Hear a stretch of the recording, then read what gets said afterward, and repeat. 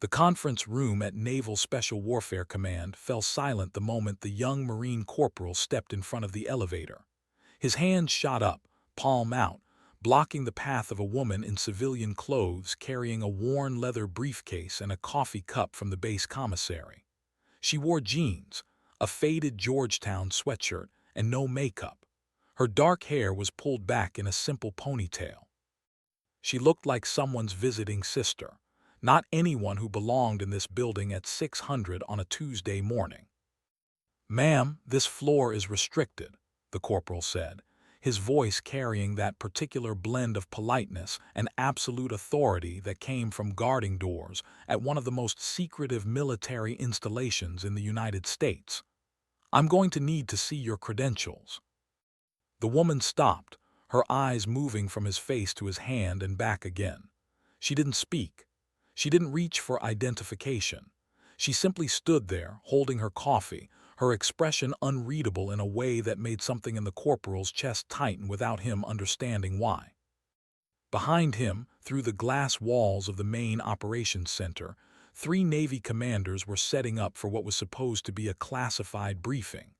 One of them glanced up, saw the scene unfolding by the elevator, and went completely still. His coffee cup paused halfway to his lips. "Ma'am," the corporal repeated, his hand still raised. "This is a secure area. If you don't have proper authorization, I'm going to have to escort you back downstairs." The woman tilted her head slightly, the gesture almost curious. When she finally spoke, her voice was quiet, with the faint trace of an accent that might have been East Coast money or international schools or both. "What's your name, Corporal?" "Corporal Vega, ma'am."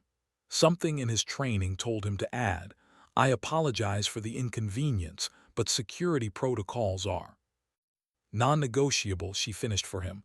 "I know, I wrote them."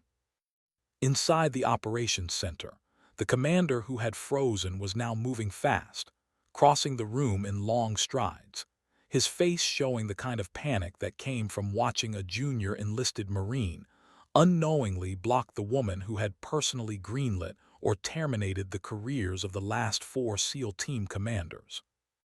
Vega's hand was still up. "Ma'am, I'm going to need you."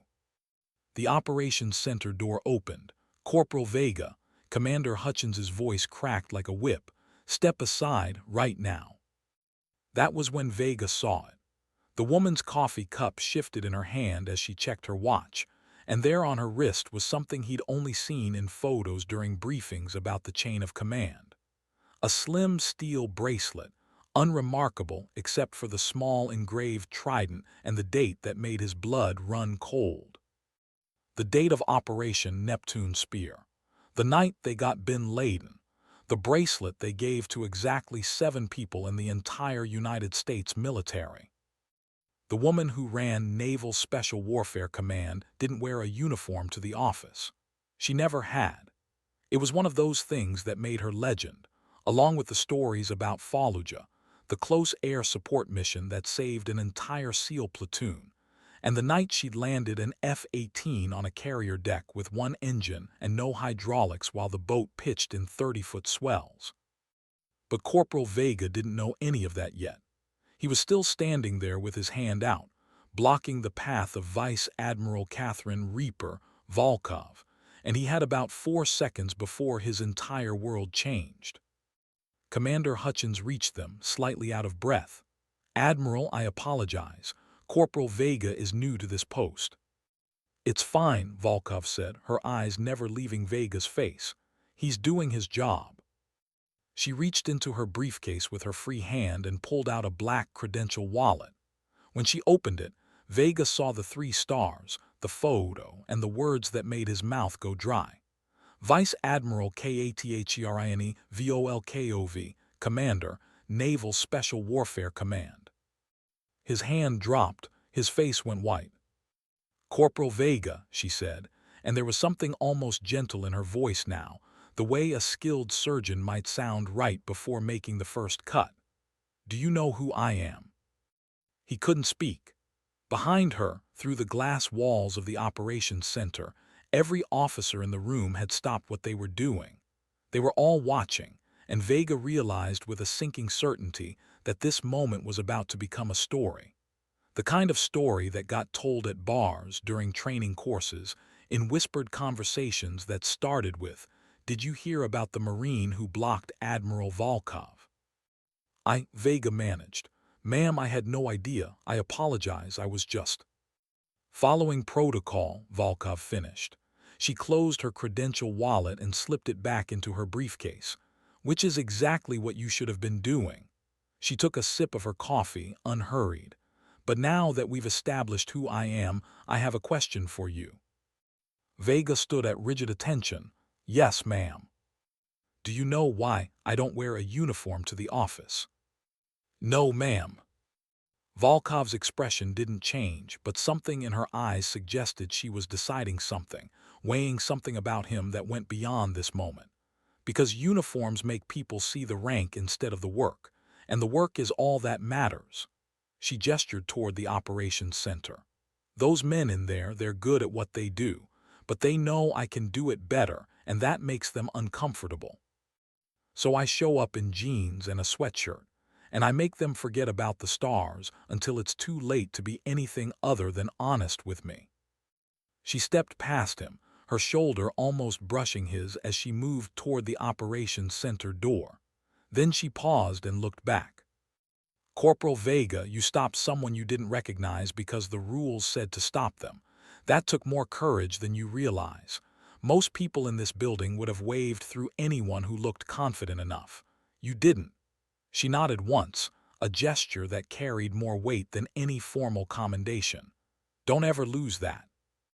Then she was gone, disappearing into the operations center where 3 Navy commanders snapped to attention, their morning briefing materials suddenly seeming very inadequate. Vega stood alone by the elevator, his heart still hammering, his mind trying to process what had just happened. In his pocket, his phone buzzed. A text from another Marine who worked building security on the 2nd floor. "Dude, did you just stop the Admiral?"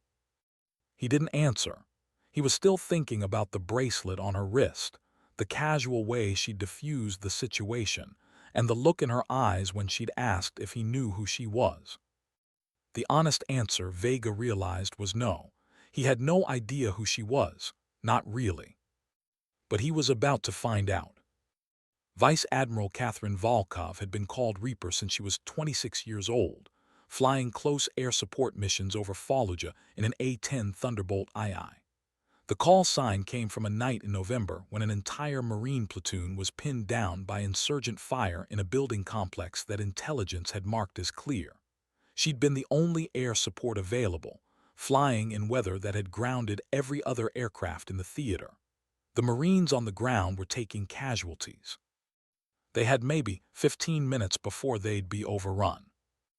Reaper had come in low, so low that her titanium bathtub of a cockpit had taken small arms fire, and she'd put 30mm depleted uranium rounds exactly where they needed to go. 3 passes, surgical precision, and when she was done, the Marine platoon walked out alive. All of them. The insurgents did not. The platoon commander, a lieutenant named Harrison who would later become a colonel, had asked over the radio what pilot had just saved their lives. When he heard the call sign, he'd asked what it meant. "It means," Reaper had replied, her voice steady despite the adrenaline still singing in her veins, "that I collect the people who make bad decisions." The story spread. Within a month, every forward air controller in Iraq knew the call sign. Within 6 months, it was legend. And Catherine Volkov, who had grown up in a Boston brownstone as the daughter of a Russian defector father and an American diplomat mother, who had spoken 3 languages before she turned 12 and had earned degrees from Georgetown and the Naval Academy, became something else entirely. She became Reaper, the pilot who always showed up, the one who never missed, the woman who flew into the shit when everyone else stayed home. That reputation followed her through 2 more deployments, through her transition from the A-10 to the F-18, through the night she landed on a carrier deck with catastrophic systems failures, and saved a $40 million aircraft through sheer skill and refusal to accept failure. It followed her into staff positions, into command positions, into the Pentagon and back out again. Now at 42, she ran Naval Special Warfare Command, which meant she was responsible for every Navy SEAL, every Special Warfare Combatant Craft crewman, every support element that made the tip of the American military spear possible. She was the only woman to ever hold the position. She was the youngest person to ever hold the position, and she had held it for 18 months without a single public interview, public appearance, or photograph beyond her official portrait. She was a ghost who happened to be in charge of ghosts. The morning briefing in the operations center was about a situation developing in the South China Sea. A Chinese research vessel, ostensibly civilian but almost certainly military intelligence, had strayed into waters near a classified American submarine patrol route. The submarine had surfaced briefly to transmit updated intelligence, and in doing so, had possibly been photographed by the research vessel. "Show me the photographs," Volkov said, setting her coffee down on the conference table and pulling out a chair. She sat like she did everything else, economically, without wasted motion. Commander Hutchins pulled up the images on the main screen. Grainy, long-distance shots of something that might have been a submarine conning tower or might have been a whale. The resolution was terrible, taken from at least 5 nautical miles away. Volkov studied them for 30 seconds. "That's a Virginia-class boat. You can tell by the angle of the sail and the configuration of the masts." She pointed at a barely visible detail. "That's our boat. The question is whether Beijing knows that." "Our assessment is that they're fishing," said Commander Chen, the intelligence officer. "They know we patrol those waters, they're trying to get imagery, but these photos are inconclusive even for them." "Your assessment," Volkov said, her voice flat, "is optimistic." The room went quiet. Commander Chen, who had been in naval intelligence for 16 years and had briefed admirals who would have accepted his conclusion without question, found himself suddenly reevaluating everything he just said. "Walk me through your reasoning," Volkov continued. "Why do you think Beijing would commit a surveillance asset to that location if they weren't confident they could obtain actionable intelligence?" Chen opened his mouth, then closed it. "Ma'am, the image is irrelevant," Volkov interrupted. "Image quality tells us what they obtained. It doesn't tell us what they were trying to obtain or what capabilities they brought to the attempt." She turned to the officer at the communications console. "Pull the signal intelligence for that research vessel. I want to know what kind of collection equipment they had operating during the window when these photos were taken." The officer's fingers flew across his keyboard. 60 seconds later, data began populating on a secondary screen. Volkov leaned forward, reading. Her expression didn't change, but everyone in the room who knew her saw the minute tightening around her eyes.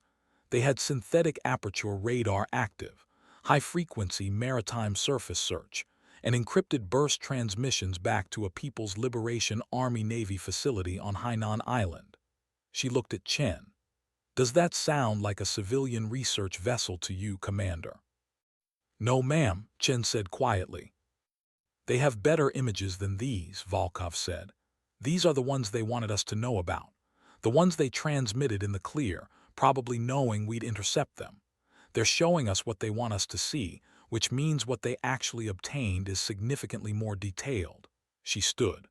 "I want our submarine commander informed immediately that his patrol route is compromised. Redirect to alternate waters. And I want a full technical assessment of what capabilities that research vessel would need to penetrate our submarine's acoustic signature at that range."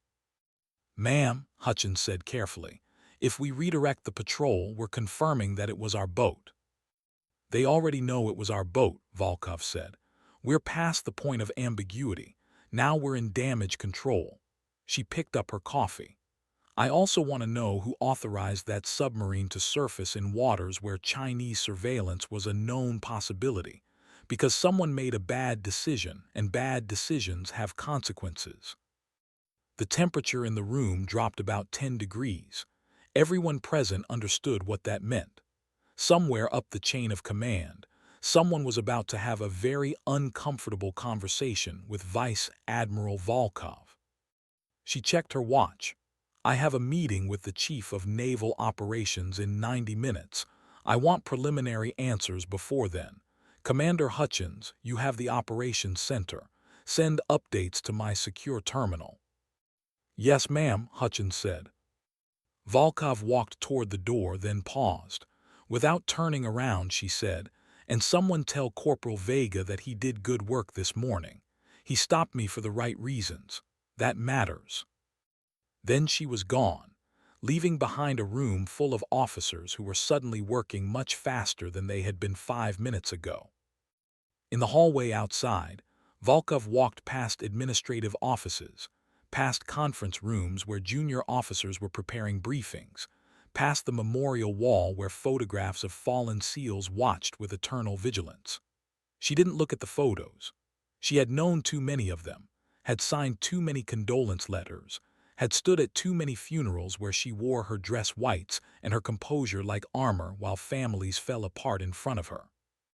This job, this impossible job of running the most elite special operations force on the planet, required a specific kind of hardness. Not cruelty, but the ability to make decisions that would send people into situations where they might not come back. The ability to look at mission parameters and casualty estimates and strategic value and make the call that needed to be made, even when every human instinct screamed against it. She had that hardness. She had earned it in the cockpit of an A-10 over Fallujah, where the radio chatter of dying Marines had burned away every soft place in her soul and left behind something that could not afford to hesitate. She had refined it through years of command, through the realization that empathy and decisiveness were not opposites, but partners in the terrible algebra of warfare. But it was a hardness that came at a cost, and the cost was measured in the distance between who she had been and who she had become.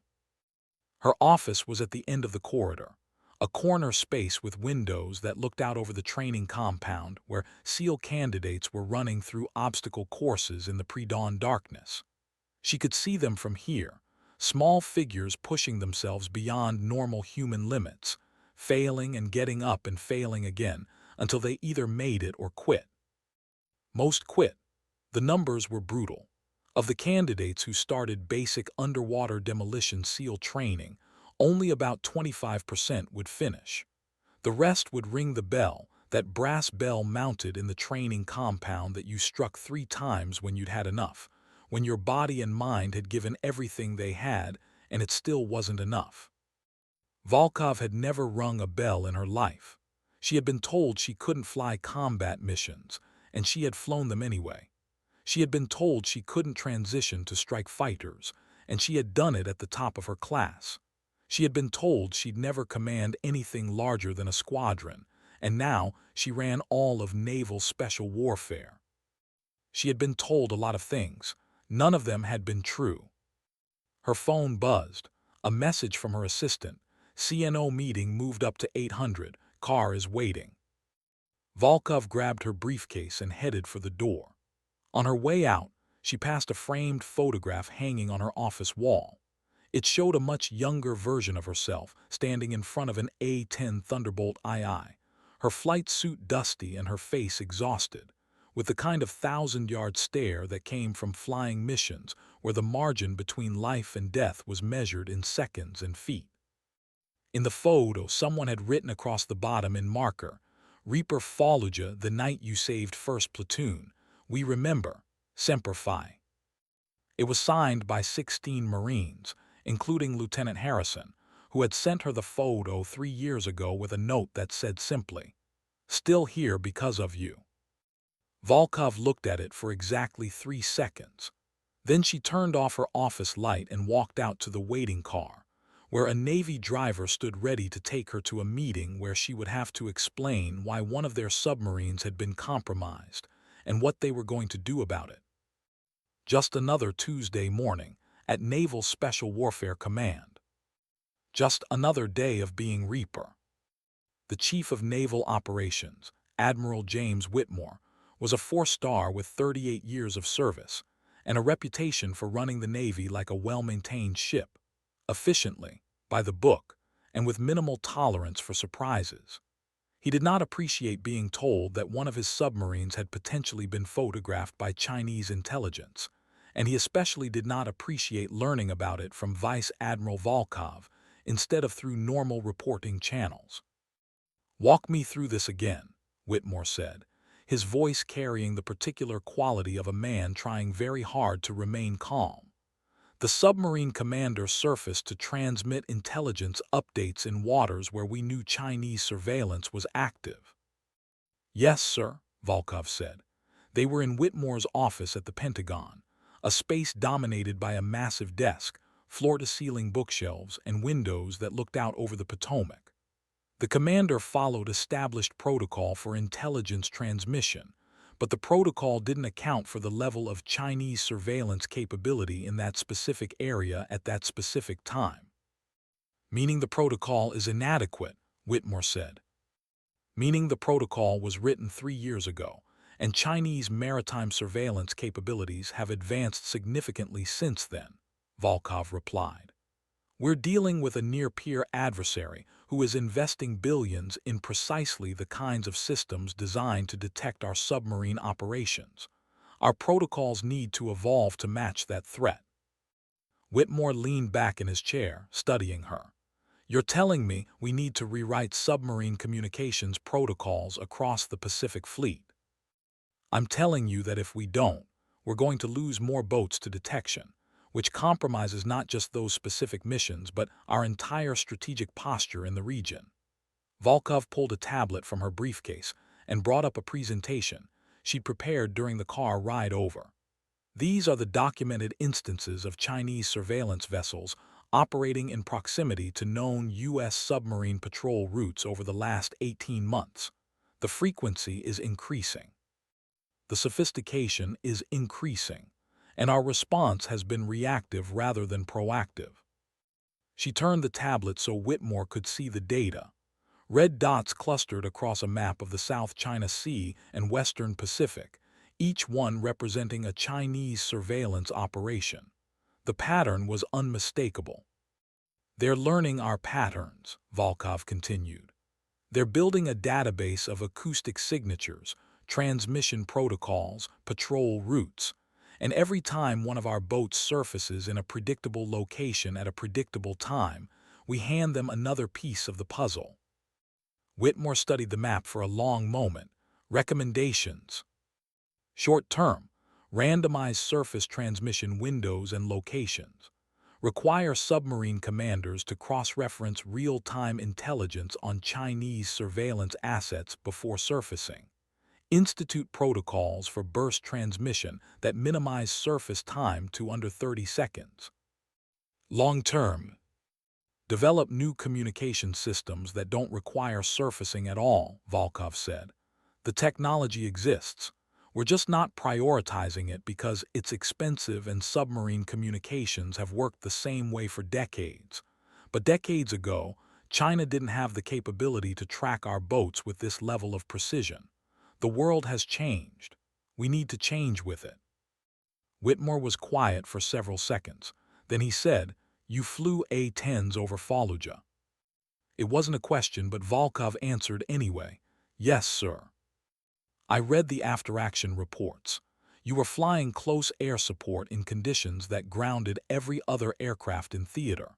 You saved an entire Marine platoon." "I did my job, sir." "You did more than your job," Whitmore said. "You saw a situation that required immediate action, you assessed the risks, and you made the call to act even though conventional wisdom said it was impossible." He gestured at the tablet. "This is the same thing. You're seeing a problem that most people in this building don't want to acknowledge because acknowledging it means admitting our protocols are inadequate and our capabilities are being outpaced. With respect, sir, I'm not interested in what people want to acknowledge. I'm interested in keeping our submarines and their crews safe while maintaining our strategic advantage." Whitmore almost smiled.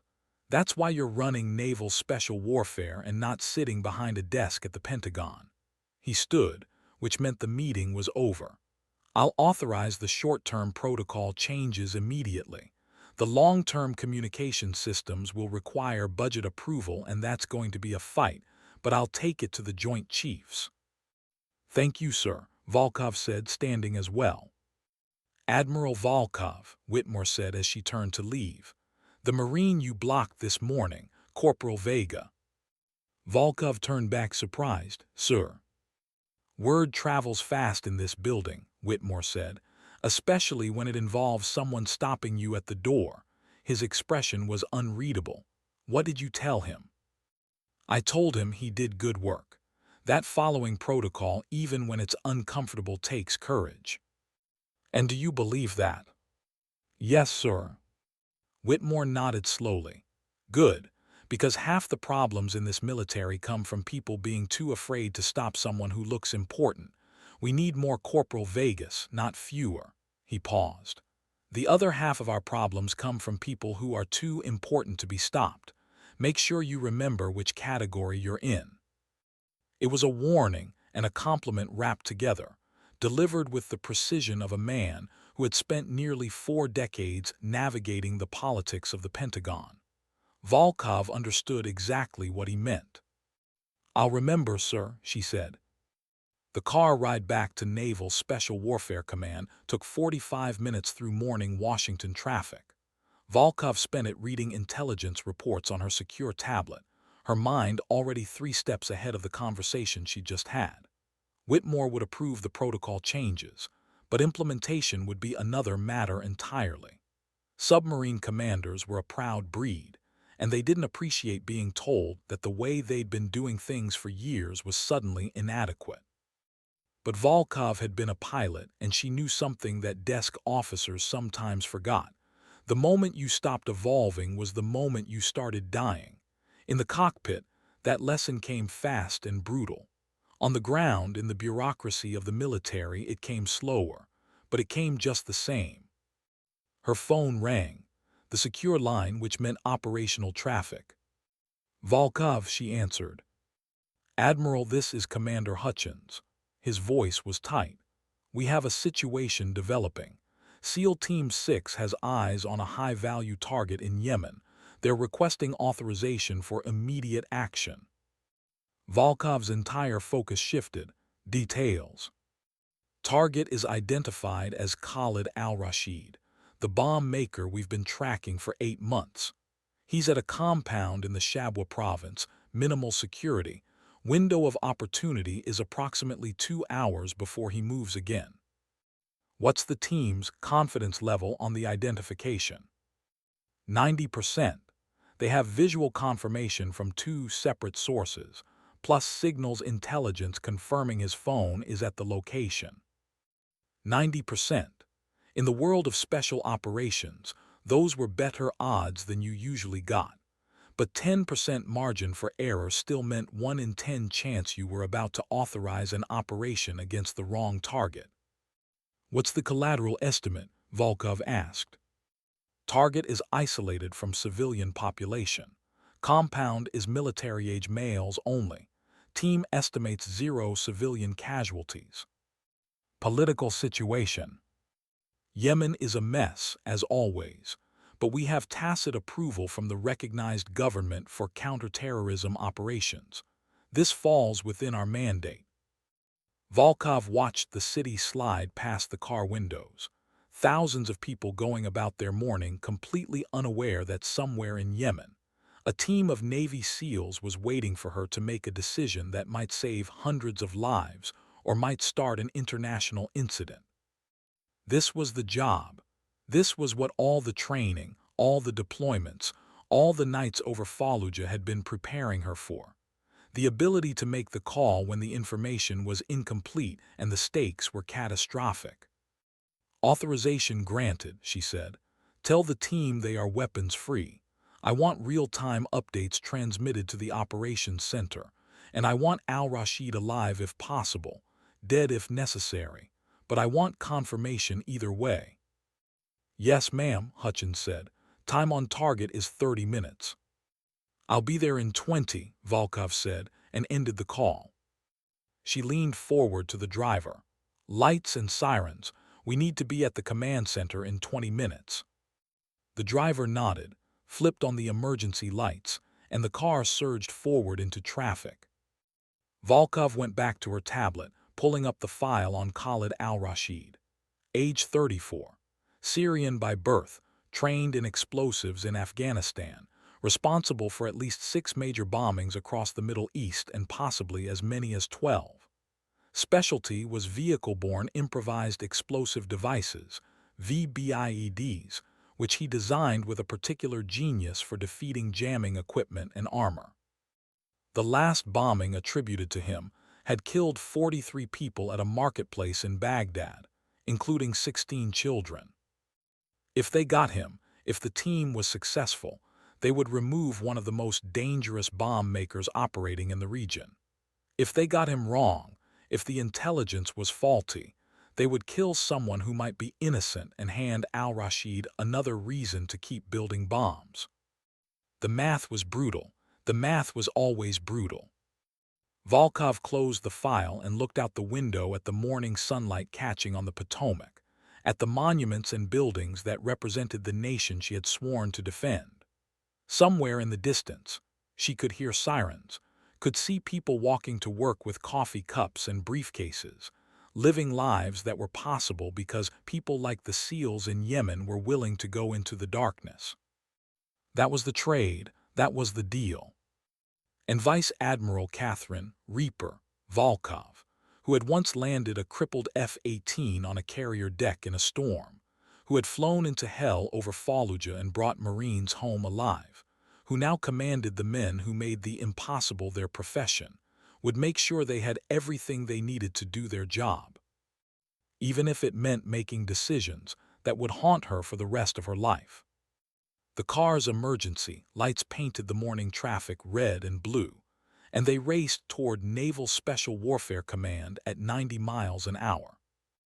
The operations center was in full combat tempo when Volkov arrived. Every screen was active, every console manned, the air thick with the controlled urgency that came from managing lethal force halfway around the world in real time. Commander Hutchins met her at the door, a tablet already in his hands. "Team is in position," he said without preamble. "They have eyes on target, waiting for your final authorization." Volkov moved to the main command console, where a large screen showed a satellite image of the compound in Yemen. It was a typical rural structure, mud walls surrounding 3 buildings, no visible external security. The kind of place that could be a terrorist safe house or could be someone's family farm depending entirely on the accuracy of intelligence. "Show me the drone feed," she said. The image switched to thermal imaging from a Predator drone orbiting at 20,000 feet.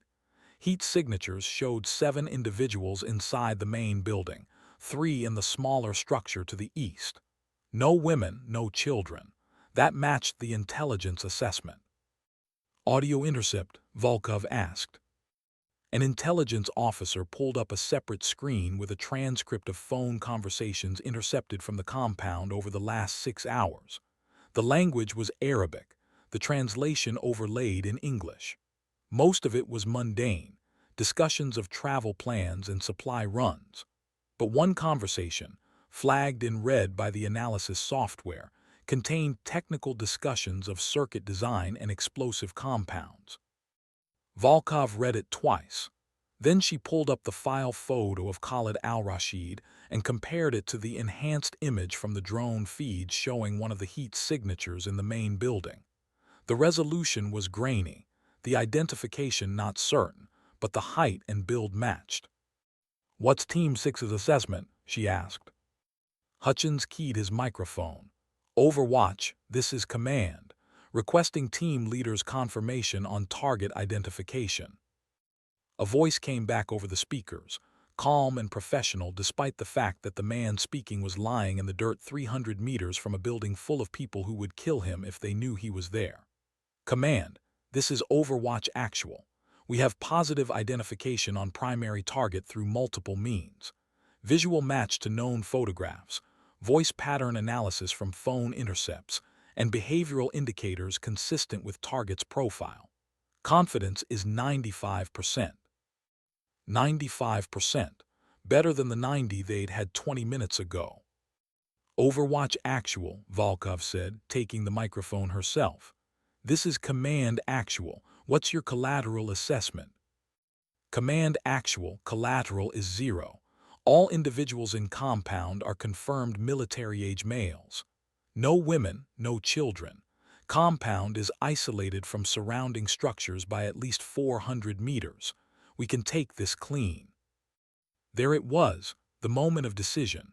The point where all the intelligence, all the analysis, all the preparation compressed down to a simple choice. Yes or no, go or abort, lives saved or international incident. Volkov looked at the screen, at the heat signatures representing human beings who were about to have the most violent night of their lives. She thought about the marketplace in Baghdad, about the 16 children who had died because Khalid al-Rashid was very good at his job. She thought about the next attack, the one that would happen if they didn't act now. And she thought about the 10%, the 5%, the margin of error that never went away no matter how good your intelligence was. Overwatch Actual, she said, her voice steady. You are authorized for immediate action. Execute. Command Actual, Roger. Executing. The operations center went silent. On the screen, thermal images showed the SEAL team moving with the precision of a machine designed for exactly this purpose. Breaching charges on the doors, flashbang grenades, entry team flowing through the compound like water finding every crack and opening. The whole thing took 90 seconds from breach to secure. When it was over, all 10 individuals in the compound were either dead or flex-scuffed. The building was clear, and Overwatch Actual was reporting back with the confirmation Volkov needed to hear. Command Actual, this is Overwatch Actual. Primary target is secured. Khalid al-Rashid is confirmed deceased. Intelligence package is being collected now. No friendly casualties. Compound is secure. Volkov closed her eyes for exactly 2 seconds. Then she opened them and said, Overwatch Actual, well done. Begin exfiltration procedures. I want that team wheels up in 20 minutes. Roger. Command Actual, exfil in 20. The operations center relaxed by degrees, the tension bleeding out of the room as people processed the successful mission. Hutchins turned to Volkov with something like relief on his face. That's the 5th high-value target we've taken off the board this year. Al-Rashid was at the top of the list. He was, Volkov agreed, but there's always another list. She walked to her office, closed the door, and sat in the darkness for 10 minutes while the adrenaline worked its way out of her system. This was the part they didn't show in the movies, the part that came after the successful mission. The quiet moment where you sat alone and thought about the 10 people who had died in Yemen, about the fact that even if 9 of them were terrorists and bomb makers and deserved exactly what they got, the 10th might have been someone's brother or son who was just in the wrong place. The math said it was worth it. The math said that stopping Khalid al-Rashid would save hundreds of lives down the road. The math said she had made the right call. But math didn't sit in dark offices at 900 on a Tuesday morning wondering if the intelligence had been good enough, if the identification had been certain enough, if there had been another way. That was the cost of command. That was the price of being Reaper. Her phone buzzed, a message from Whitmore, heard about Yemen, good work. Volkov didn't reply. She sat in the darkness and thought about Fallujah, about the night she'd saved a Marine platoon by putting 30mm rounds exactly where they needed to go. She'd been younger then, more certain. The world had been simpler, the choices clearer. Now she commanded the people who made the choices, and nothing was simple anymore. After a while she stood up, turned on the light and went back to work, because that was the job and the job never stopped. Outside her window, the sun climbed higher over the training compound, and somewhere in Yemen, A team of Navy SEALs was boarding a helicopter for the flight home. The story of how Vice Admiral Catherine Reaper Volkov had gone from flying A-10s over Fallujah to running Naval Special Warfare Command was not a straight line. It was a series of moments, some dramatic and some quiet, that had accumulated over 18 years into something that looked from the outside like an inevitable rise to power, but had felt from the inside like stumbling through a dark room, trying not to break anything important. The first moment had been at the Naval Academy, when a flight instructor had told her she had good hands but would never make it as a fighter pilot because she didn't have the right temperament. She was too analytical, he said, too careful. Fighters required instinct and aggression, not calculation. She had proven him wrong by graduating top of her class in flight school and requesting assignment to the A-10, the close air support aircraft that nobody wanted to fly because it was slow and ugly and designed to get shot at. The aircraft that required exactly the kind of analytical precision and calculated aggression that her instructor had said she lacked. The second moment had been in Fallujah, the night that made her Reaper. But what people didn't know, what wasn't in the official reports or the stories that got told at bars, was that she'd almost died that night. The small arms fire that had hit her aircraft had also hit her fuel system, and she'd made the decision to stay on station and complete the mission even though every warning light in the cockpit was telling her to abort and get the hell out of there. She'd stayed because the Marines on the ground had needed her, and she'd calculated that she could make 3 passes before the fuel situation became critical. She'd been right by approximately 90 seconds, which meant she'd landed at the emergency field with engines that flamed out on the taxi to the hangar. The maintenance chief who'd examined her aircraft the next morning had said she'd been flying a dead airplane for the last 5 minutes of that flight, keeping it in the air through sheer skill and refusal to accept gravity. That was when Catherine Volkov had understood something fundamental about herself. She was very good at not quitting, even when quitting was the reasonable option. The third moment had been quieter, less dramatic. It had been in an office at the Pentagon, where a Navy captain had explained to her that her combat record was exemplary, but her career trajectory would be limited, because naval aviation was still fundamentally uncomfortable with women in strike fighter roles, and even more uncomfortable with women who wanted command positions. She could have a good career, the captain had said. She could instruct, she could move into staff positions, she could be valuable. But if she wanted to keep pushing for command, if she wanted to keep pushing against the institutional resistance, she would make herself unpopular. She would make enemies. And eventually, the system would find a way to stop her.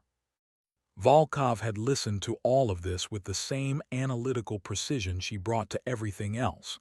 Then she had said, "Thank you for the advice, sir. I'll take my chances with the system." She'd walked out of that office and requested assignment to strike fighters. The fourth moment had been the night she landed an F-18 on the carrier deck in a storm. The official story was that she'd experienced catastrophic systems failure and had brought the aircraft down safely through exceptional airmanship. The real story was that she'd had a choice between ejecting over open ocean in 30-foot swells and trying to land a crippled aircraft on a moving platform the size of a postage stamp in the middle of a storm. Ejection was the safe option. Ejection was what any reasonable pilot would have chosen. But the aircraft was a $40 million piece of equipment, and Volkov had calculated that she had maybe 1 chance in 3 of getting it down safely, which meant she had a 2 in 3 chance of turning herself into a red smear on the carrier deck. She'd taken the 1 in 3 odds because saving the aircraft mattered, and because she was very good at not quitting. The landing had been perfect. The aircraft had been salvageable, and Volkov had walked away with a reputation for being either incredibly skilled or incredibly reckless, depending on who you asked. The fifth moment had been the morning a Navy admiral had called her into his office and asked if she would be interested in commanding naval special warfare. She'd been surprised, not because she didn't think she was qualified, but because she'd spent her entire career in aviation, and the SEALs were a different world entirely. The admiral had explained that the job required someone who understood risk, who could make decisions under pressure, and who wouldn't be intimidated by the fact that every SEAL in the command had more combat experience than most people accumulated in a lifetime.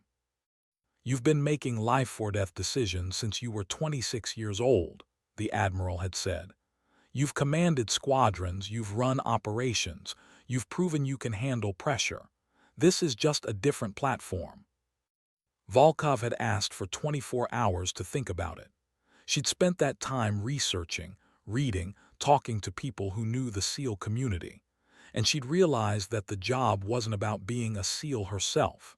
It was about understanding the mission, supporting the mission, and making the hard calls that needed to be made.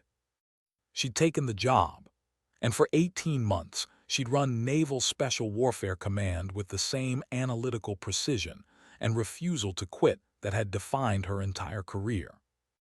Now, sitting in her office after authorizing a kill operation in Yemen, she thought about all those moments and wondered what the next one would be. Because there was always a next moment, always another decision that would define who she was and who she would become. The job was never finished, the mission was never complete. And Vice Admiral Catherine Reaper Volkov, who had learned at 26 that she was very good at not quitting, had no intention of stopping now. The afternoon brought a different kind of challenge, the kind that didn't involve missiles or combat operations, but required just as much precision. Volkov had a meeting with the Senate Armed Services Committee, a quarterly briefing on naval special warfare operations that was part theater, part intelligence sharing, and part political maneuvering. She sat in the secure briefing room deep in the Capitol building, facing 12 senators who had varying levels of understanding about special operations and absolute confidence in their authority to ask questions. The chairman, Senator Morrison from Virginia, was former Navy and generally understood the complexity of the work. The rest ranged from supportive to skeptical to actively hostile. "Admiral Volkov," Morrison began, "thank you for being here. We'd like to start with an overview of current operational tempo and then move into specific mission areas." Volkov opened her briefing materials. "Chairman, members of the committee, Naval Special Warfare is currently conducting operations in 17 countries across 4 theaters. Our operational tempo is at historic highs, with SEAL teams deployed continuously and at capacity. We're seeing increased demand for counterterrorism, maritime security, and strategic reconnaissance missions, often with overlapping priorities and compressed timelines." Senator Carver from Texas leaned forward. "Admiral, when you say at capacity, are you telling us the SEALs are overextended?" "I'm telling you we're maximizing the use of available resources," Volkov replied, "which means every team is deployed or preparing to deploy. We have minimal reserve capacity for surge operations or emergencies." "And whose fault is that?" This from Senator Phillips from California, who had made a career out of questioning military budgets. "Are you requesting more funding, more personnel, or are you admitting that leadership has failed to properly allocate resources?" The room went very quiet. Phillips had just accused her of incompetence in front of the entire committee, and everyone present knew it. Volkov looked at Phillips for 3 seconds. Then she said, in a voice that carried no emotion whatsoever, "Senator, I'm stating facts about operational reality. Whether you interpret those facts as a leadership failure or a resource constraint says more about your priorities than mine. The SEALs are performing extraordinarily well with the resources allocated. If the committee wishes to provide additional resources, we can expand capacity. If not, we will continue to prioritize missions based on strategic importance." "That sounds like a threat," Phillips said. "It's not a threat, Senator. It's mathematics. We have X number of teams, Y number of missions, and Z amount of time. When Y exceeds X times Z, we make choices. Those choices have consequences. I'm here to ensure the committee understands what those consequences are." Morrison intervened smoothly. "I think what Admiral Volkov is saying is that we need to have an honest conversation about expectations versus resources. Is that correct, Admiral?" "Yes, Mr. Chairman," Volkov said, grateful for the deflection. The briefing continued for another 90 minutes, covering everything from Afghanistan drawdown to counter-piracy operations to the Yemen raid that morning. Volkov answered every question with precision, never volunteering more information than necessary, never hedging or deflecting when the questions got uncomfortable. At the end, Morrison asked her to stay behind for a private conversation. When the room cleared, he leaned back in his chair and studied her with the expression of a man who had seen a lot of people brief Congress and recognized when someone was genuinely competent. "You handled Phillips well," Morrison said. "He was trying to rattle you." "I noticed," Volkov replied. "Most officers would have gotten defensive. You didn't." "Defensive doesn't help the mission, Senator." Morrison smiled slightly. "No, it doesn't." He paused. "I wanted to talk to you about something that's not in your official brief. There's been discussion at senior levels about expanding Naval Special Warfare's mission parameters. More direct action, more high-risk operations, less focus on training and advisory roles." "I'm aware of the discussion," Volkov said carefully. "What's your position?" It was a loaded question, the kind that could make or break careers depending on who heard the answer and how they interpreted it. Volkov chose her words with care. "My position is that naval special warfare should be employed where we provide unique capabilities that cannot be replicated by conventional forces. Direct action is one of those capabilities, but it's not the only one. Training foreign partners, conducting reconnaissance, developing intelligence networks. These missions require years of investment and produce strategic returns that aren't as visible as a successful raid, but are just as important." "But if you had to choose," Morrison pressed, "if resources were limited and you had to prioritize direct action versus training missions, which would you choose?" Volkov met his eyes. "I would choose whichever mission best served national security objectives, and I would explain to civilian leadership that forcing me to make that choice indicates a failure of strategic planning." Morrison actually laughed. "You don't pull punches, do you?" "Not when the stakes are this high, Senator." "Good," Morrison said, "because the next few years are going to require exactly that kind of clarity.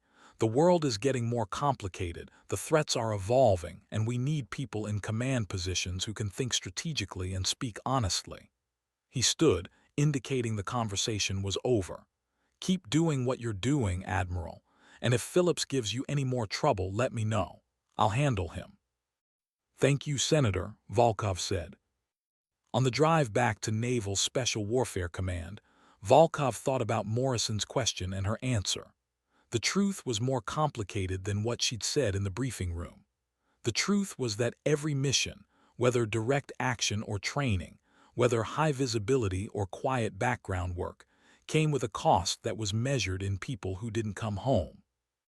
She thought about the SEAL team in Yemen, about the young men who had executed a perfect raid and were now flying home to families who had no idea where they'd been or what they'd done.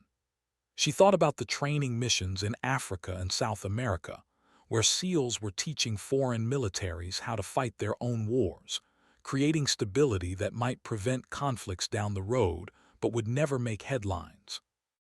She thought about the mathematics of warfare, the impossible calculations that tried to balance lives and missions and strategic objectives into something that made sense. And she thought about Fallujah, about the night she'd become Reaper, about the moment when she'd understood that being good at this job meant accepting that sometimes the math didn't work out and people died anyway. The car pulled up to Naval Special Warfare Command just as the sun was setting.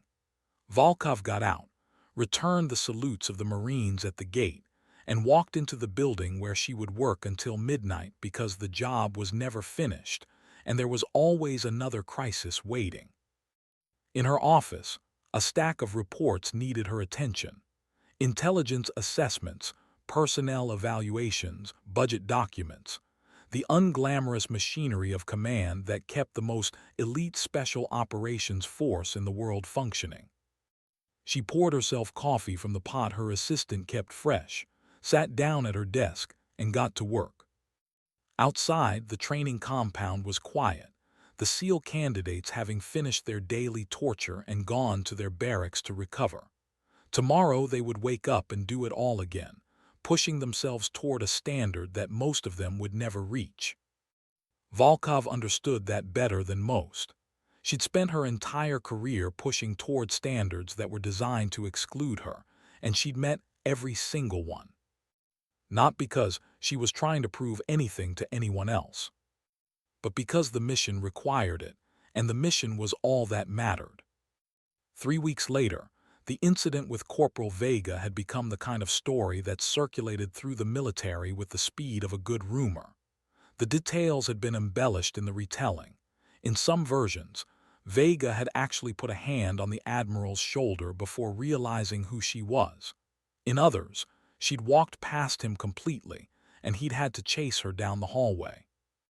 The truth, as usual, was less dramatic but more interesting, and it caught up with both of them on a morning when Volkov was walking through the main building toward a briefing and found Vega standing post at the same elevator bank where they'd first met. He saw her coming and went rigid, his hand not rising to block her path but his entire body language screaming recognition and residual mortification. Volkov could have walked past. The encounter would have lasted 3 seconds, and neither of them would have had to acknowledge it. Instead, she stopped. "Corporal Vega," she said. "Ma'am," his voice was parade ground perfect.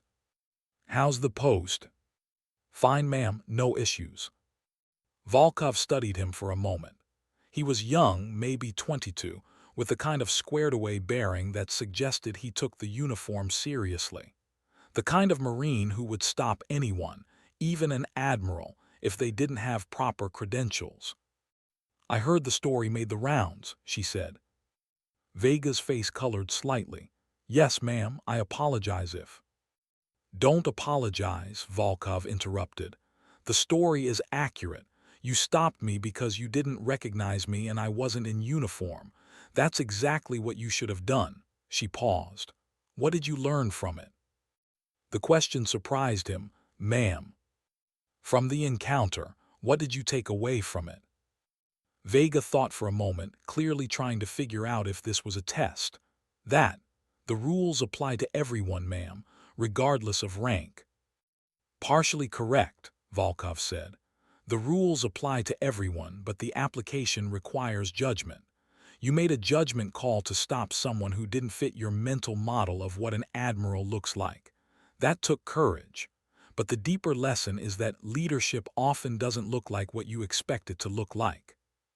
She gestured around the building. "Most of the senior officers in this command wear uniforms, carry themselves a certain way, project authority. I don't, because I learned a long time ago that projecting authority is different from having authority. The former is about perception. The latter is about competence." Vega was listening intently now, the residual embarrassment fatting into genuine interest. "You're young," Volkov continued. "You're going to have a career in this military, and you're going to encounter a lot of people who confuse the projection of authority with its substance. The trick is learning to tell the difference." "How do you do that, ma'am?" "Watch what people do when they think no one important is watching," Volkov said. "Watch how they treat subordinates, how they handle failure, whether they take credit for success or share it. Authority that comes from competence is quiet. It doesn't need to announce itself." She checked her watch. "I have a briefing, but Corporal Vega, I want you to remember something. The reason that story is making the rounds isn't because you made a mistake. It's because you did your job exactly right, and that's rare enough to be noteworthy.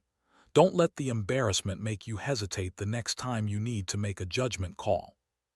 Yes, ma'am, Vega said, and this time there was something different in his voice. Not just respect, but understanding.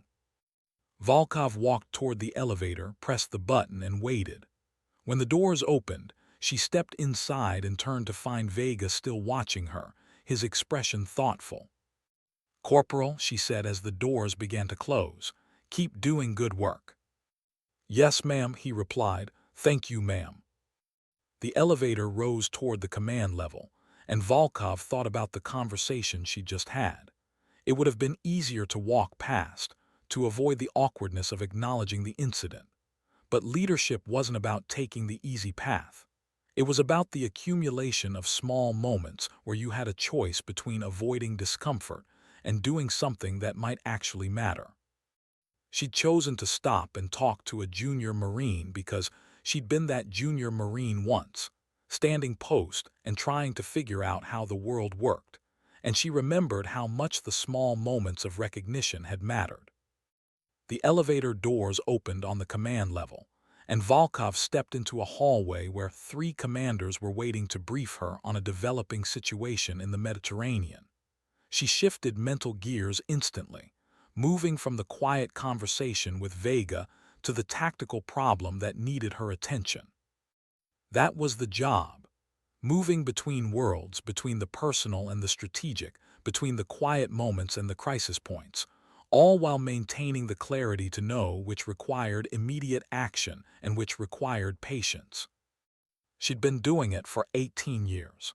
She'd be doing it for as long as the Navy needed her to. The briefing was about a Russian submarine that had been tracked through the Mediterranean and into the Atlantic, following a path that suggested surveillance of NATO naval exercises.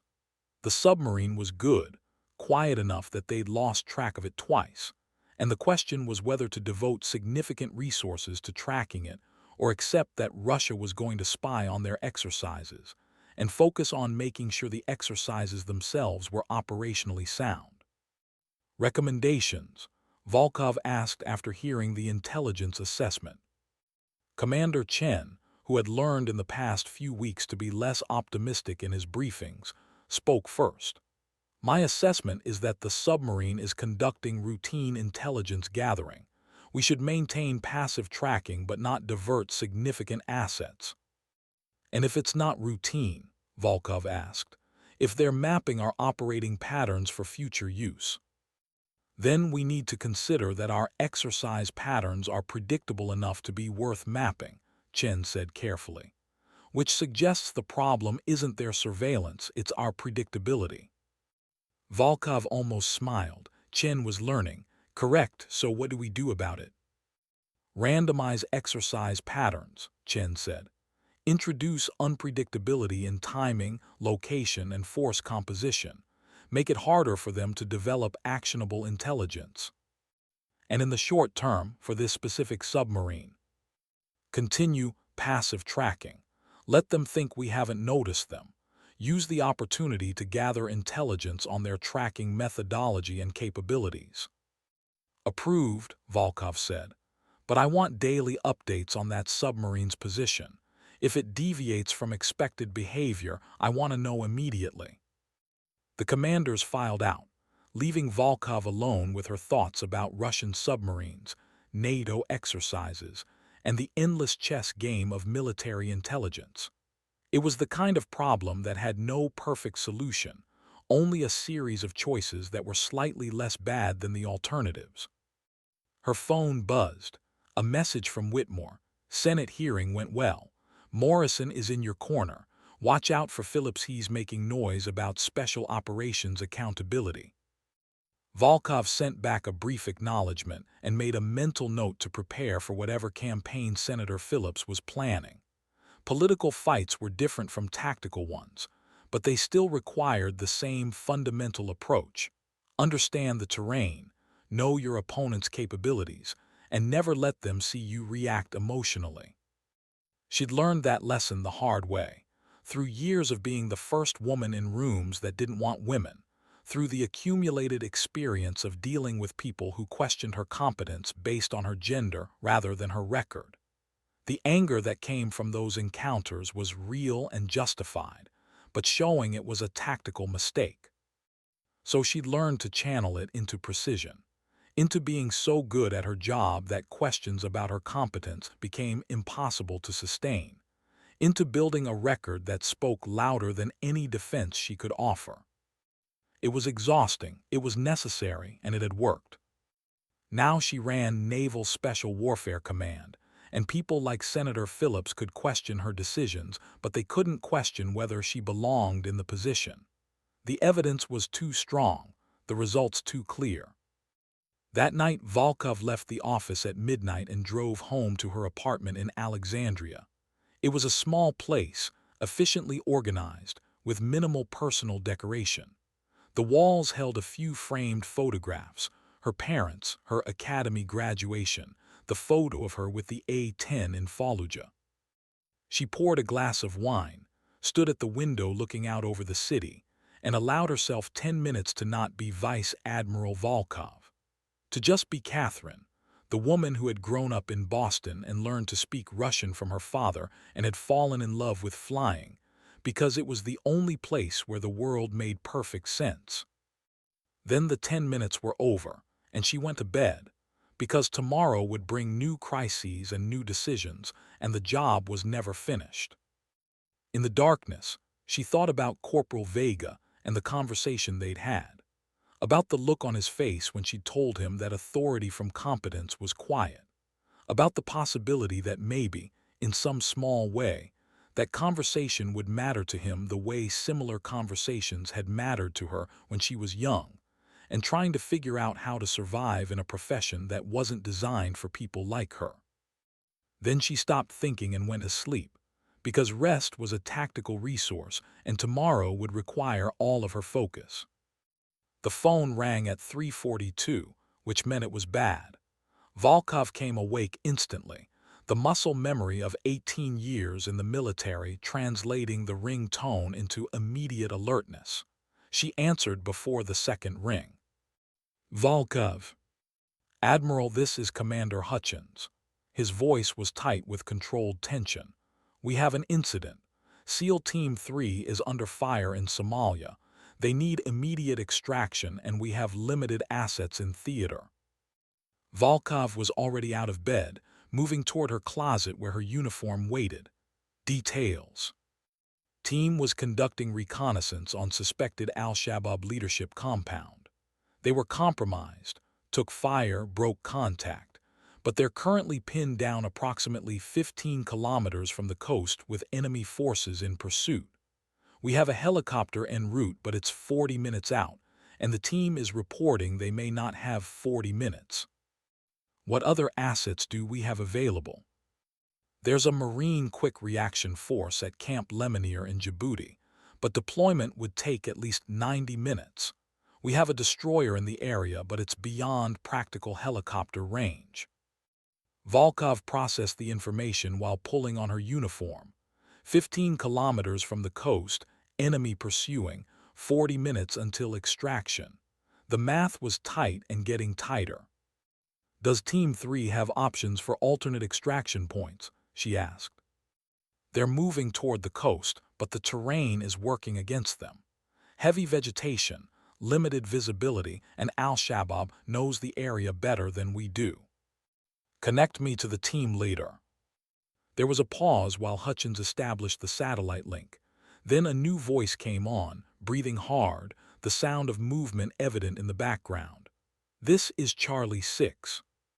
Charlie 6, this is Command Actual, Volkov said, her voice calm and clear. Give me your situation.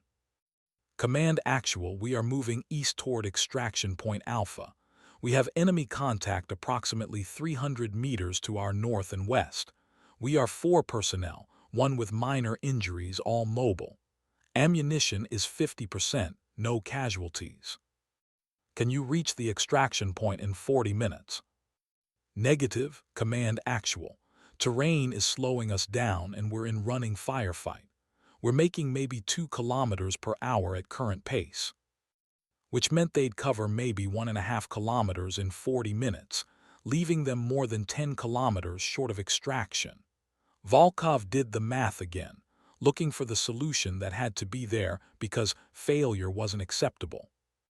Charlie 6, what's your fastest possible movement speed if you break contact and run? 5 kilometers per hour, maybe 6 if we push it, but we'd be vulnerable if they catch us in the open. Understood. Volkov's mind was racing through options, discarding the ones that didn't work, focusing on the narrow window of possibility. Charlie 6, I want you to move to the highest ground you can find within your current position, somewhere defensible where you can hold for 30 minutes. Command Actual, holding in place increases risk of being overrun. Trust me, Charlie 6. Find high ground, establish defensive position, and wait for my call. Time now is 3:45. I want you in position by 400. There was a brief pause, then, Roger, Command Actual, moving to high ground now. Volkov ended the call and immediately dialed another number. It rang twice before a sleepy voice answered. This is Reeves. Colonel Reeves, this is Admiral Volkov. I need a favor and I need it immediately. Colonel Thomas Reeves, commander of Marine Air Group 29, came fully awake. Ma'am, what do you need? I need close air support in Somalia within 30 minutes. I have a SEAL team pinned down and no available assets in theater, except whatever you can spare from Djibouti. Ma'am, I have 2 Harriers on standby alert. They can be wheels up in 15 minutes, on station in 40. Make it 30 and I'll owe you a favor. Consider it done, Admiral. What's the target? Enemy force pursuing 4 SEALs who are going to establish defensive position on high ground. I need your pilots to buy them time until the extraction helicopter arrives. We can do that, Reeves said. Sending coordinates to my alert birds now. They'll check in with you once they're airborne. Thank you, Colonel. Volkov ended the call and immediately opened another line to Commander Hutchins. Get me a link to the extraction helicopter. I need to coordinate timing. By the time she was driving toward Naval Special Warfare Command at 90 miles an hour through pre-dawn Washington traffic, the pieces were moving. The Harriers were airborne, climbing toward Somalia at maximum speed. The SEAL team had reached high ground and established a defensive perimeter. The extraction helicopter was racing toward the coast, its crew briefed on the revised plan. Volkov had found the solution in the gap between what was impossible and what was merely extremely difficult. It required perfect timing, absolute trust in the pilots, and luck that the SEALs could hold their position long enough for the plan to work. But it was a solution, which meant it was better than the alternative. She reached the operations center just as the Harriers checked in over Somalia. The pilot's voice was calm, professional, carrying the particular quality of someone who had done this kind of work before. Command Actual, this is Hellfire 1-1. We are on station, altitude 15,000, eyes on enemy forces, ready for tasking.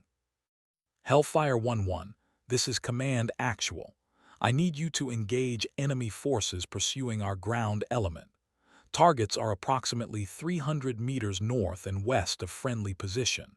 Friendlies are marking position with infrared strobes. Roger, Command Actual. Tally on IR strobes. I have eyes on multiple enemy personnel in pursuit. Request permission to engage. Permission granted. Danger close. Watch your spacing from friendlies. Hellfire 1-1 is in hot. The next 10 minutes played out on the operations center screens like a tactical ballet. The Harriers came in low, their 25 cannons tearing into the Al-Shabaab forces with precision that came from hundreds of training hours and absolute clarity about where the good guys were versus the bad guys. The enemy broke contact, scattered, tried to regroup and got hit again. By the time the extraction helicopter arrived, the SEAL team was walking onto the beach with minimal resistance, climbing aboard the aircraft while the Harriers circled overhead providing cover. Command Actual, this is Charlie 6. All personnel aboard heading home. Thanks for the air support. Volkov closed her eyes for 2 seconds, let the relief wash through her, then opened them and got back to work. Charlie 6, well done. See you back at base. The operations center gradually powered down from crisis tempo. Hutchins approached Volkov with something like awe on his face. "Ma'am, how did you know we could get those Harriers on station in time?" "I didn't know," Volkov said. "I calculated that it was possible, called the right person, and trusted the pilots to do their job." She paused. "And I got lucky, because in this business you can do everything right and still lose. This time we won." She walked back to her office, closed the door, and sat in the darkness thinking about the SEAL team in Somalia, about how close they'd come to a very different outcome. Thinking about the mathematics of risk and luck and skill, and how all of it had to align perfectly for the mission to succeed. This was why she didn't sleep well, why she kept her phone on maximum volume, why her apartment felt more like a staging area than a home. Because the job never stopped, the missions never ended, and somewhere in the world there was always a team in contact who needed her to make the right call. At 600 she got a message from Colonel Reeves. "Harriers back on deck. Pilots said it was a good mission. You still owe me that favor." Volkov smiled slightly and typed back, "Put it on my tab." Then she went back to work, because there were 16 other operations running across 4 continents, and any one of them might be the next phone call at 3:42. The Somalia incident became another story in the growing collection of moments that defined Vice Admiral Volkov's command. But unlike the story about Corporal Vega, this one stayed classified, shared only among the people who needed to know, and the SEALs who had been on the ground when close air support arrived exactly when promised.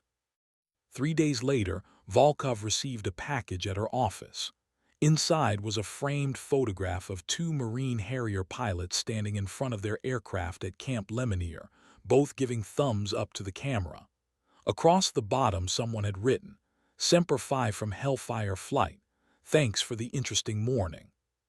She hung it on her wall next to the photo from Fallujah, another moment preserved. That afternoon, she had lunch with Admiral Whitmore in his Pentagon office. It was supposed to be a casual check-in, but Whitmore had an agenda that became clear about halfway through the meal. "I've been getting questions about succession planning for naval special warfare," he said without preamble. "You've been in the job for 18 months. That's not a long time, but it's long enough that people are starting to think about what comes next." Volkov set down her fork. "Sir, I wasn't aware my performance was unsatisfactory." "It's not," Whitmore said quickly. "You're doing excellent work, but the nature of these commands is that they rotate. We can't have people staying in one position indefinitely because it creates institutional calcification. Fresh perspectives matter." "How long do I have?" "Another 18 months, maybe 2 years. Then we'll need to start thinking about your next position." Whitmore paused. "The question is what that position looks like. You could go back to the Pentagon, take a staff position yourself for a 4th star. Or you could stay operational, take a fleet command, keep doing the work you're clearly good at." It was the fundamental choice that every senior officer faced eventually. Stay in the fight or move toward the brass ring of higher rank and greater political influence. Volkov had seen dozens of talented officers make that choice, and she'd seen how it changed them. "What would you recommend, sir?" she asked. "Honestly, I'd recommend you take the fleet command. You're a warfighter, Catherine. You're at your best when you're solving tactical problems and leading people in the field. The Pentagon would bore you within 6 months, and you'd make enemies by refusing to play the political games that higher rank requires." He was probably right. Volkov had never been good at political maneuvering, had never enjoyed the cocktail parties and the careful management of relationships that defined life at the highest levels of military leadership. She was good at missions, at solving problems, at making the hard calls that required clarity rather than diplomacy. "I'll think about it, sir," she said. "Do that, but Catherine, remember something. You've proven everything you need to prove. You don't owe anyone anything at this point. The next move should be about what you want, not what the institution expects. It was good advice, and Volkov knew it. But she also knew that what she wanted and what the institution expected were often the same thing, because she had spent so long defining herself through the work that separating the two felt impossible. After lunch, she walked back to her car thinking about Whitmore's question and her own uncertain answer. 18 months to 2 years. Not a long time in the grand scheme of things, but long enough to make a difference. Long enough to shape naval special warfare into something better than what she'd inherited. Long enough to matter. Her phone buzzed with an incoming message, this one from the SEAL team that had been extracted from Somalia. It was a photo of the 4 team members back at base, cleaned up and grinning, holding a sign that read, "Thanks for the Harriers, Admiral. Best taxi service we've ever had." Volkov saved the photo and sent back a brief message. "Glad you made it home. Don't make it a habit." The response came immediately. "No promises, ma'am." She smiled and put the phone away, then drove back to Naval Special Warfare Command, where another crisis was undoubtedly waiting. Because that was the job, and the job was all that mattered. The weeks that followed Somalia settled into the rhythm that defined modern military operations. Long periods of routine interspersed with moments of absolute chaos.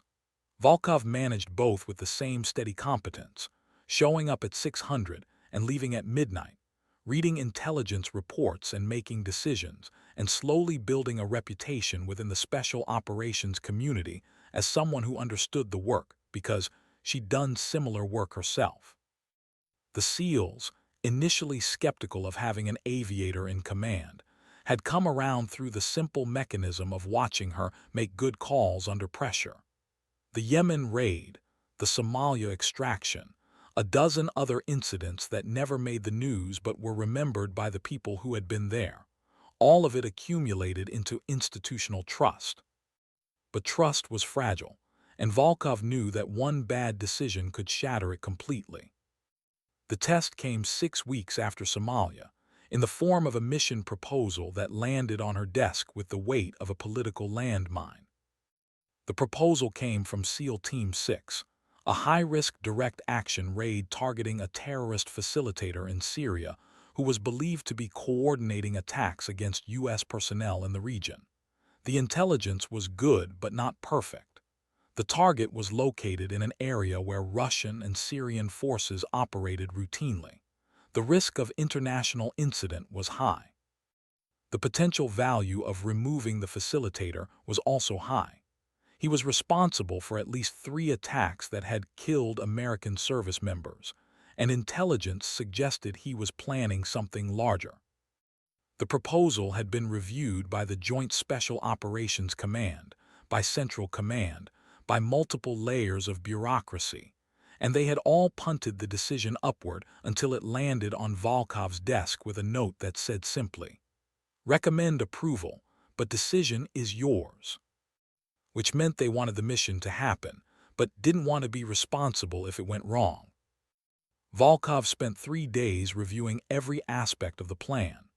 She pulled in intelligence analysts, talked to the team leaders, studied satellite imagery and ground reports, and diplomatic assessments of what would happen if the raid was detected by Russian forces.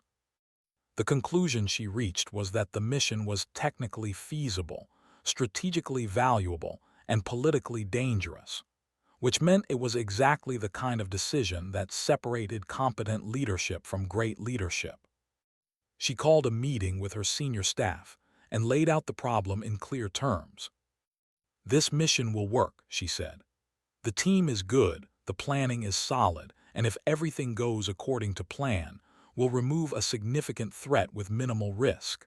But if something goes wrong, if we're detected by Russian forces, or if the intelligence is faulty, or if we end up in a firefight in Syrian territory, the diplomatic consequences will be severe." Commander Hutchins spoke first. "The intelligence confidence is 80%. Those are good odds." 80% means 1 in 5 chance we're hitting the wrong target or walking into a trap, Volkov countered. I've authorized missions on worse odds, but not in environments with this level of political sensitivity. So you're recommending we abort? This from Commander Chen. I'm recommending we think very carefully about what we're trying to accomplish and whether this specific target is worth the risk. Volkov pulled up a map showing U.S. operations across Syria. We have 14 different missions running in this theater right now. This raid would be the 15th. The question is whether removing one facilitator is worth potentially compromising all 14 of those other missions if the diplomatic situation deteriorates. The room was quiet. Finally, one of the SEAL commanders spoke, a captain named Morrison who had been with Team 6 for 8 years. Ma'am, with respect, if we start making decisions based on political risk instead of mission value, we're no longer a military force. We're a diplomatic tool, and that's not what SEALs are designed to be. It was a fair point, and Volkov acknowledged it. You're right, Captain, but we're also not designed to be so focused on the tactical mission that we ignore strategic consequences. Our job is to be a scalpel, not a hammer. Precision requires understanding context. So what's your decision, ma'am? Morrison asked. Volkov looked at the map for a long moment, thinking about Fallujah and Yemen and Somalia, thinking about all the times she'd made the call to act even when the risk was high because the mission mattered. Mission is approved, she said finally, but with modifications. I want the team in and out in under 20 minutes. I want overhead surveillance monitoring for Russian forces with authority to abort if there's any indication of detection. And I want the team to know that their primary objective is to get home alive. The facilitator is important, but he's not worth losing American lives in a diplomatic incident. Morrison nodded slowly. Understood, ma'am. One more thing, Volkov said. I want to brief the team personally before they launch. I want them to understand the context and the risks, not just the tactical objectives. The meeting adjourned, and Volkov sat alone in the conference room thinking about the decision she'd just made.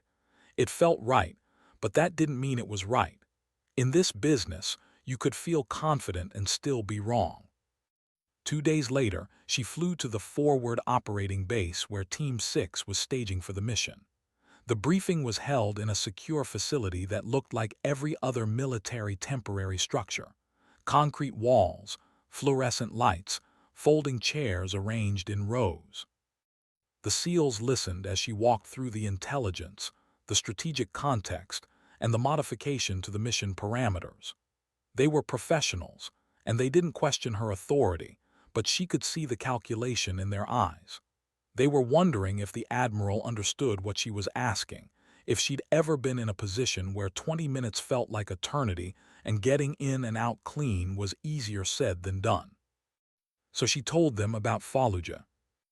I flew A-10s in Iraq, she said. Close air support, usually at night, usually in weather that grounded everyone else. One night I got called for a troops-in-contact situation where a Marine platoon was pinned down and taking casualties. The weather was terrible, visibility was near zero, and I was the only air support available. The SEALs were listening now, their attention fully engaged. I made 3 passes, put ordnance exactly where it needed to go, and got those Marines out alive. But the 3rd pass, I took small arms fire that hit my fuel system. I should have aborted, headed back to base, saved the aircraft. But the Marines were still in contact, still taking fire, and I calculated that I could make one more pass before the fuel situation became critical. She paused. I was right by about 90 seconds. I made the pass, the Marines got out, and I landed at the emergency field with engines that flamed out on the taxi to the hangar. If I'd been wrong by 2 minutes, I would have been trying to glide a dead A-10 to a forced landing in hostile territory. The room was silent. The reason I'm telling you this, Volkov continued, is because I understand the calculation you're making right now. You're wondering if I know what I'm asking when I say get in and out in 20 minutes. And the answer is yes, I know exactly what I'm asking. I'm asking you to do the mission right, not just to do the mission. I'm asking you to accept that sometimes the smart play is restraint, even when every instinct tells you to push harder. She looked around the room, meeting eyes with each SEAL individually. This target is important. Removing him will save American lives, but it's not worth creating an international incident that could cost American lives down the road. So you go in, you do the job, and you get out clean. And if the situation develops in a way that makes clean impossible, you abort and we find another way. Understood? Yes, ma'am, they said in unison. The mission launched 12 hours later.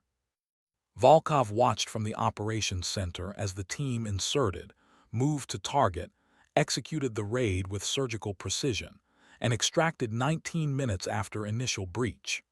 The facilitator was dead, intelligence materials were collected, and the team was wheels up heading home before Russian forces even knew anything had happened. Perfect execution, zero complications, exactly the way it was supposed to work. After the team checked in safe, Volkov walked out of the operations center and stood in the cool night air thinking about risk and restraint and the difference between courage and recklessness. She'd made the right call. The mission had succeeded because she'd insisted on discipline and precision rather than accepting a plan that relied on luck. But it could have gone wrong. Any mission could go wrong, no matter how good the planning or how skilled the operators. That was the fundamental truth of this work. You did everything right and you still needed luck, and sometimes luck ran out. Vice Admiral Catherine Reaper Volkov, who had learned that lesson over Fallujah and had never forgotten it, went back to her office and got back to work. Because the job was never finished, and somewhere in the world there was always another team preparing for another mission that would require another impossible decision. And that was exactly the job she'd signed up for.